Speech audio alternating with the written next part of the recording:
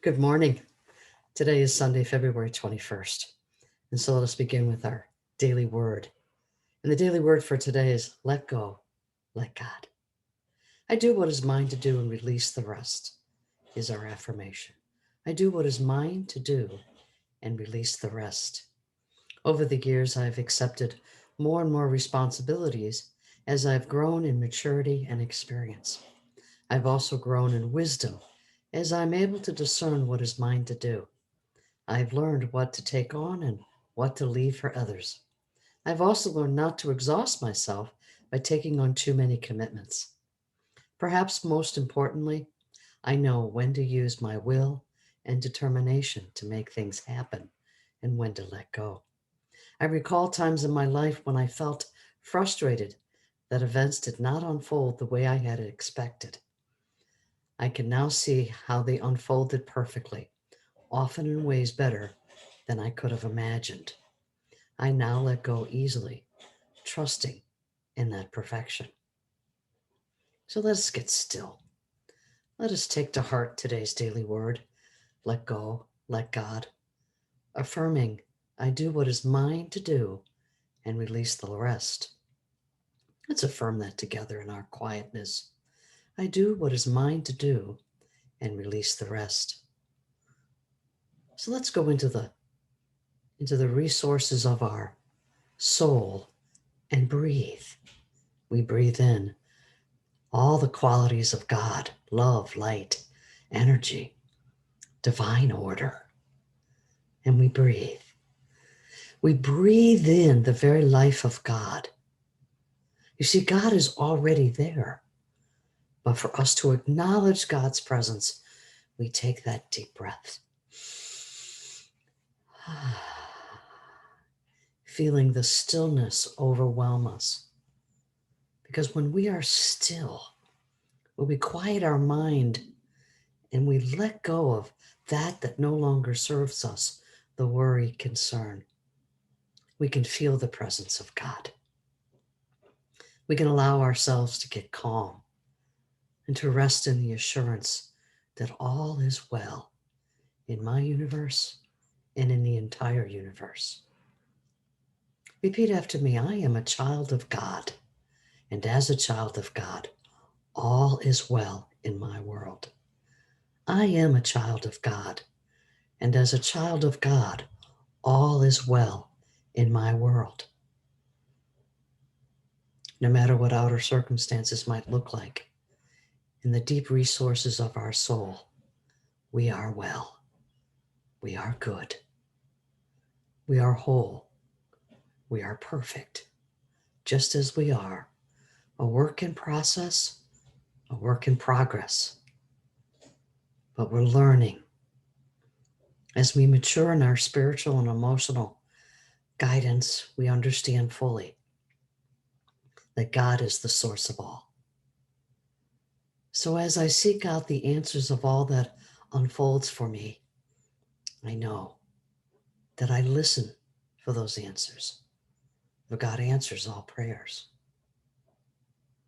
So we allow ourselves to just be in this moment and to know that God is first in my life.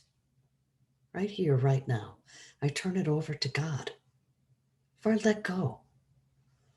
I let go. I let go of what is mine to do and release the rest.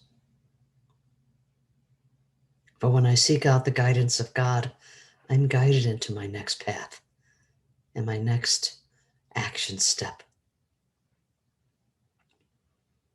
So we bring to the forefront, what is it you would like more of in your life? So bring that to mind. What do you want more of? And then ask for the guidance to fulfill that desire. Ask for the guidance to answer your prayer requests. What do you want more of in your life? And then we seek out the guidance and wisdom and clarity and understanding with God. So let us take that prayer request into our silence. What do you want more of? And let's just get still in that.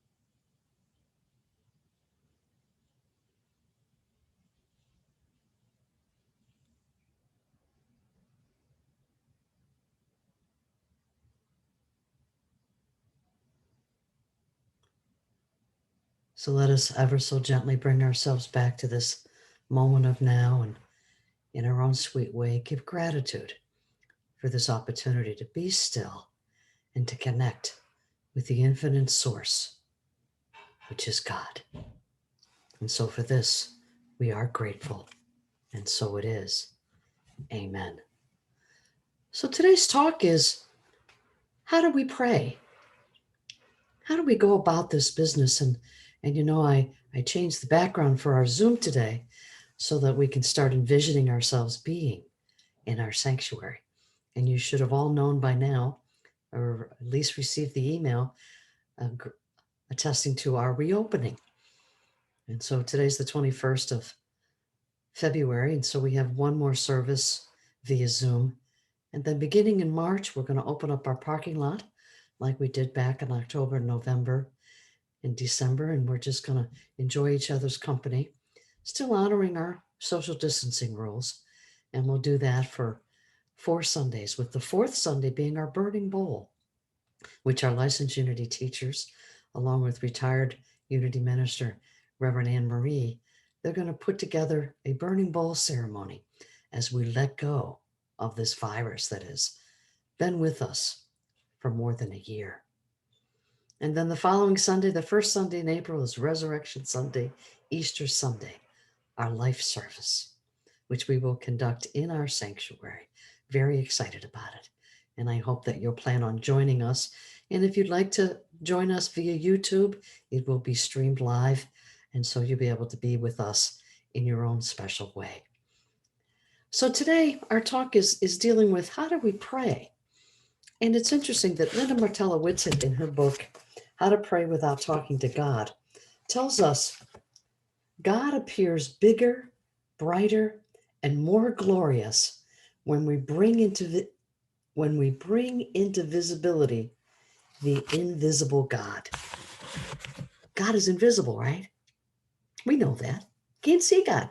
Can't even prove it. Yet we know that the presence of God is there. We just know. But for some of us, we have, in our upbringing, our caregivers may have given us a different understanding of God, as if God was a physical entity, a God with a personality that gave, withheld, that loved, that hated, gave God the human attributes. But as we've matured and we've done our spiritual homework, we've come to realize that God does not possess a physical form and does not have a personality. God is, with a period, nothing else after that. God is. God is omnipotent. God is omnipresent. God is all-knowing. God is all spirit. God is. And that isness resides within us. So some of us might have been taught to beseech God and beg God for the things that we desire in our lives. But as we've matured, we understand that beseeching God doesn't necessarily get us what we want. I want to share with you from the Revealing Word, a great resource to have, the Revealing Word. Get it on Kindle or a physical copy. And this book was written by Charles Fillmore, and he took the derivatives of words and put them into this format. You see, there's the Metaphysical Bible Dictionary, which really dives into the words in the Bible, mostly Old Testament. The Revealing Word is more about everyday language that he's interpreted on a metaphysical level. Let me give you his definition of prayer. Communion between God and man. Prayer. Communion between God and man. This communion takes place in the innermost part of man's being, within us. It is the only way to cleanse and perfect the consciousness and thus permanently heal the body. Permanently heal the body.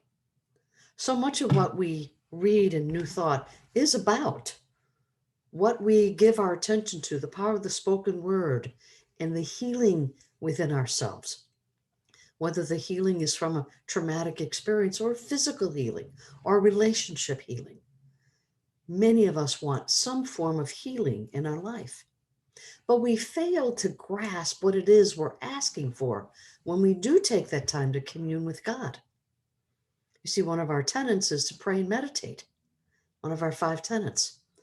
And as we mature and as we fully realize the importance of prayer and meditation, we're less resistant to asking for what it is we say we want. And I invite you today to take a look at, we might be asking the wrong way. I love that language. Ask for what you want more of, rather than focusing on the problem. Now, we all know how important gratitude is, but when you have nothing to pray for, you can always pray for the good already in your life. You're breathing, you have gratitude. There is so much for us to be grateful for, and that's a great starting place, to be grateful for all that we have. Because when you take that position of being grateful for all that you have, you then have the opportunity to remain open and receptive to receive more of what you're grateful for. Praying for what you want more of takes away from the negativity of what might be going on around the prayer request. You're looking for a physical healing. Let's not have a conversation with God about the dis-ease within your body, but rather have a conversation about what it is you would like to have happen. And to say that you want healing doesn't pinpoint it enough. You've got to nail it. You've got to be specific enough on what you want more of, but not box yourself in on how the solution comes about. Do you really care how the healing takes place? Obviously, as long as no one is harmed in the process, but you want the healing. What kind of healing do you want? I had an experience a couple of weeks ago that just blew me away, and that it generated my wanting to do this talk today. I was laying in bed, tossing and turning, and I realized that I had a little bit of a tummy ache. And I remembered that I'd eaten too many pistachio nuts. Oh my God. And I went, "You are so stupid, Driscoll." I heard me say that in the recesses of my mind, and I stood bolt up and said, "Deny. Do not say that about yourself. You are not stupid. Do not tell your body you are stupid." And I had to really realize that my mental capacity to think without saying things out loud can be very detrimental to my body. And I suspect that some of you might be doing that as well, using our mental capacity in a negative way. You see, because prayer is every spoken word that we say. In the Revealing Word, it further tells us prayer is the most highly accelerated mind action known. Prayer is the most highly accelerated mind action known. Every word we say, spoken and unspoken, is a prayer. And so what's going on in your mind? The unknown spoken words that we just have affirmed over and over again throughout our life. The untruths. Because I am not stupid. But to call myself that puts in motion the body to prove that I'm right, that I'm stupid. And that's not what I want in my life. I want intelligence. I want wisdom and guidance. I want to have the energy to do all that is placed in front of me to do. Very different prayer request. So when I realized that I had just said these negative things about my body, I said, "It's not true.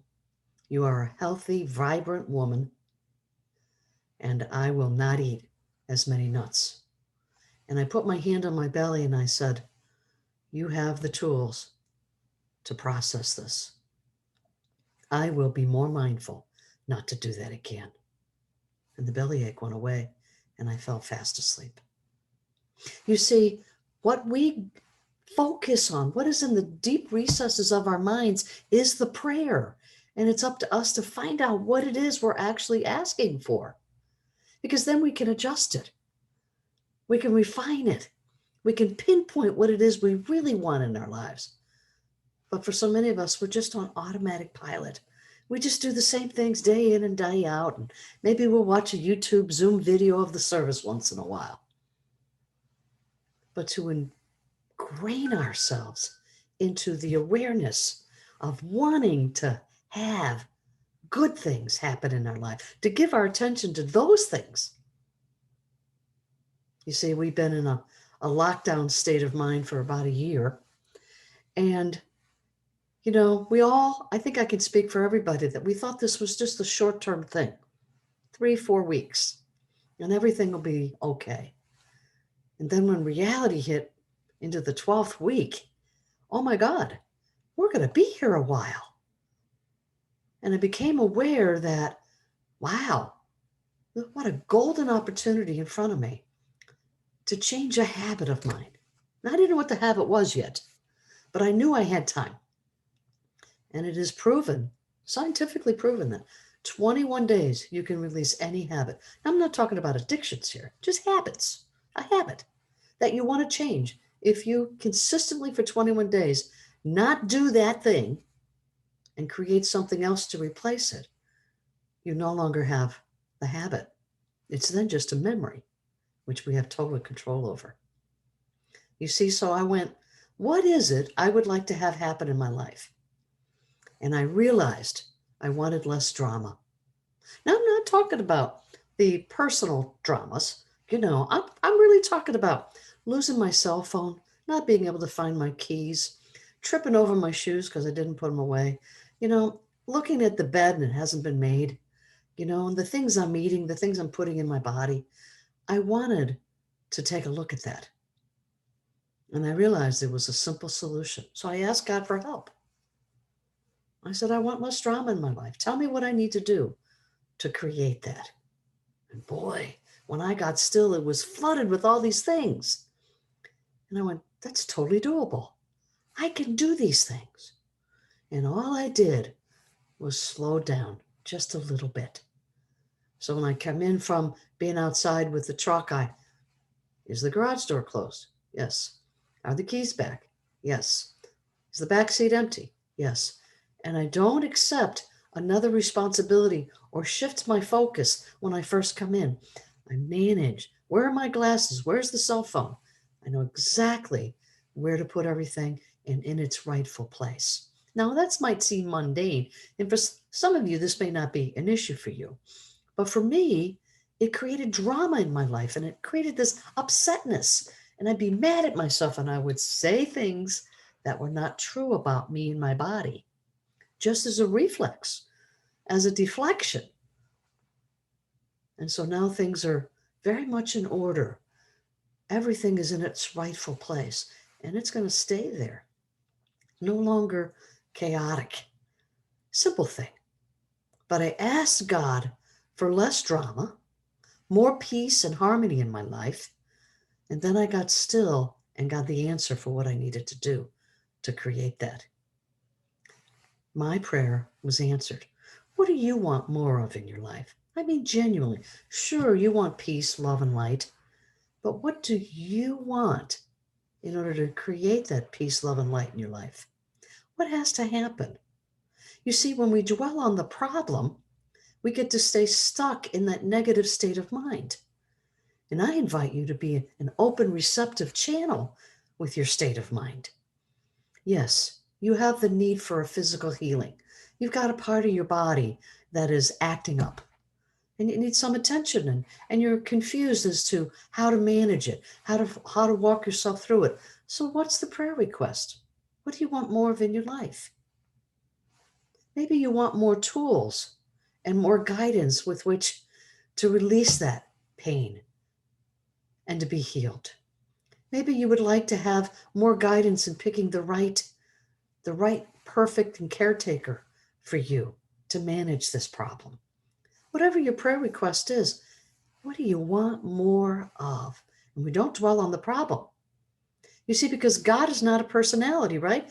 God is not sitting there waiting for you to ask for help.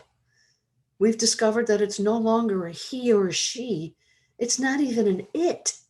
It's an is. It's an active. It has essence through us.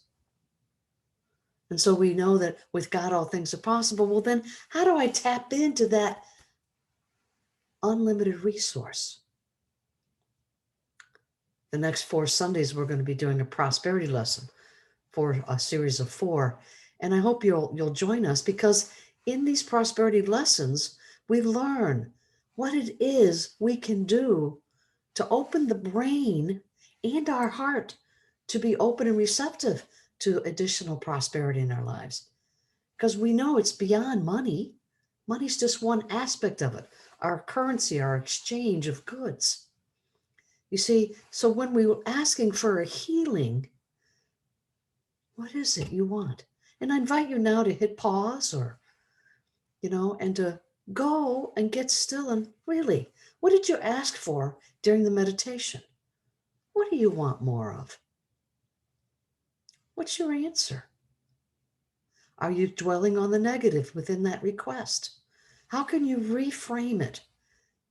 And then once you've reframed it, how do you open your heart for that prayer request?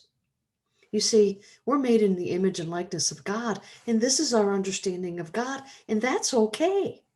We're individuals on a spiritual journey, each taking that step in each life existence that we choose.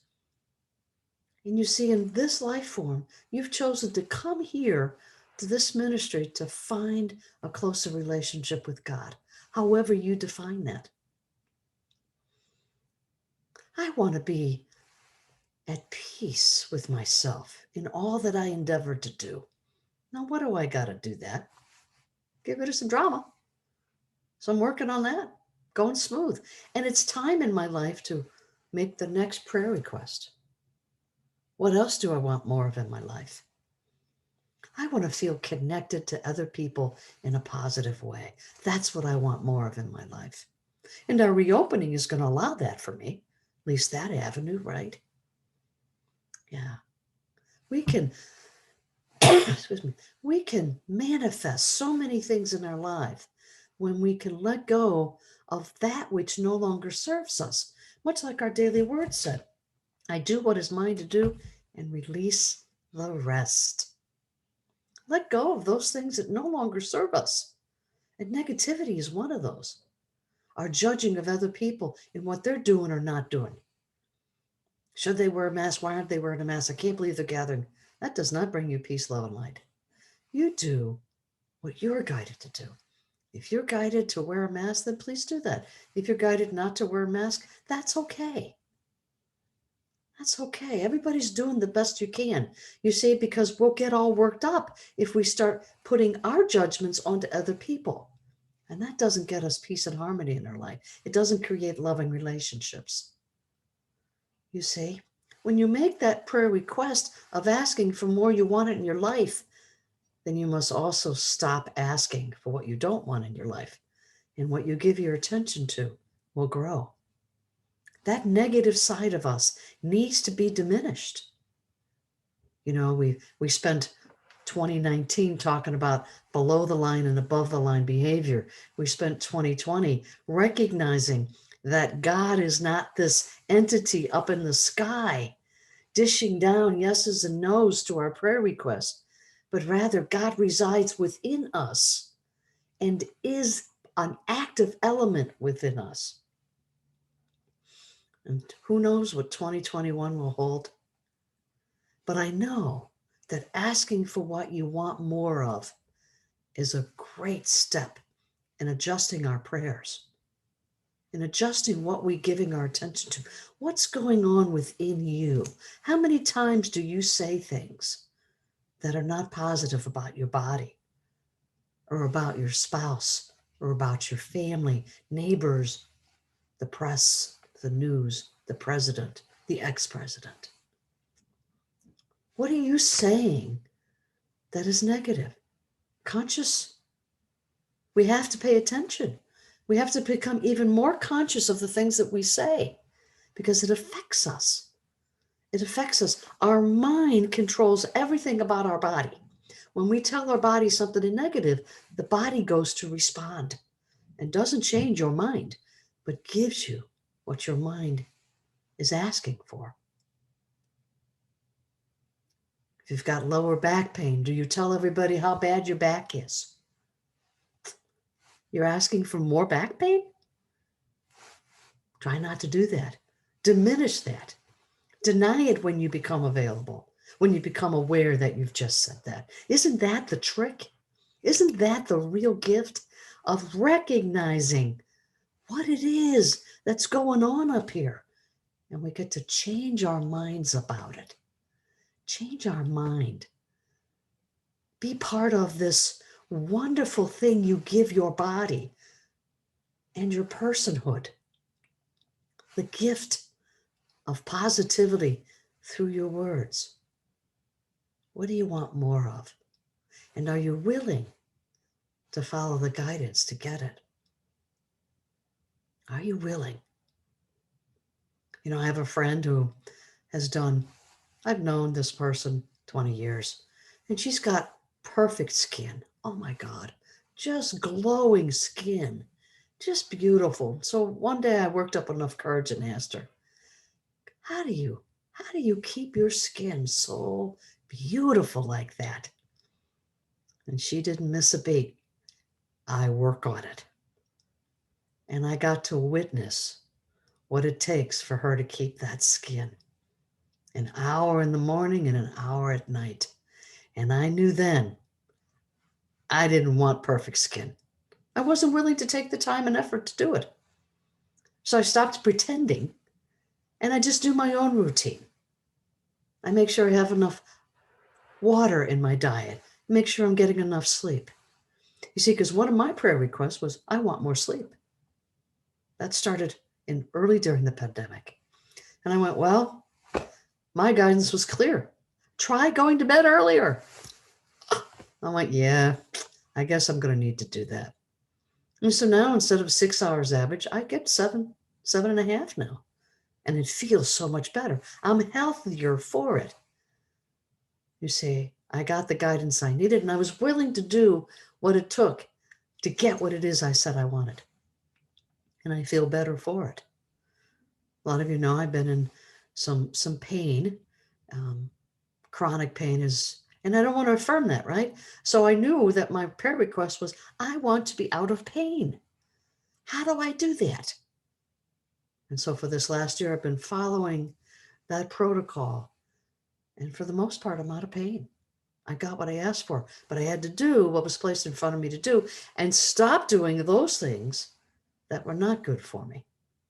I walk more. I make sure I pay more attention to how long I'm sitting. I'm doing what it takes to get what it is I said I wanted more of, which was the freedom to walk and be about God's business. That was the prayer request. And I had trouble doing it because of the pain. So we all want some form of healing, whether it's relationship healings, whether it's just getting along with our fellow man. So what's your prayer request around that? You say you want peace, love, and light. You want the world to get along. So what things are you putting out there that are contradictory to that prayer request? And we have choice to change that, to change it, to put out into the universe, in your universe, the love and light that you're looking for the world to have. You see, because our prayers to God are always fulfilled. Some will say, well, my prayers aren't answered. Yeah, they are. Problem is you don't know what you're praying for. We're oblivious. You see, because we were taught by our wonderful caretakers, our caregivers, when we were very young, when we were so open and receptive to all that happened around us, we bought into some things that were not true about ourselves. That we'll get old and die, for example. We heard a lot of that. We hear today, oh, he's 99. Well, now he lived a good life. False information. We were brought into a world with errors. And now our job as mature adults is to rid ourselves of those errors. So we must be conscious. We must pay attention to what is happening on a conscious level as well as an unconscious level. What things do you say about yourself that are automatic, a habit that is not true about you? You get to break that habit. You get to enforce the truth about you. What are you saying about yourself that's negative? It's time to let that go. It's time to no longer affirm that and work your way into what it is you want more of in your life. And that's the prayer request. So moving down the road for your homework with this exercise is to understand when you hear somebody say, well, what are you praying for? What's your prayer request? I want you to immediately go into, well, jeepers, what do I want more of? And go from that place to asking God for what it is you want. Something you want a lot of, an abundance of. And then follow the guidance to be able to receive that. You see, the real homework is finding what you're saying to yourself, out loud or not. Taking a look, a serious look at what it is you're saying to your body and your world and your mind. And then recognize that in your truth of truth, that's not what you really want. It's negative. Turn it around into a positive expression of what you want more of in your life. Godspeed. I miss you, and I'm very much looking forward to our parking lot service beginning and then into the resurrection for Easter Sunday right inside our sanctuary. Godspeed, and we'll see you next week. Amen.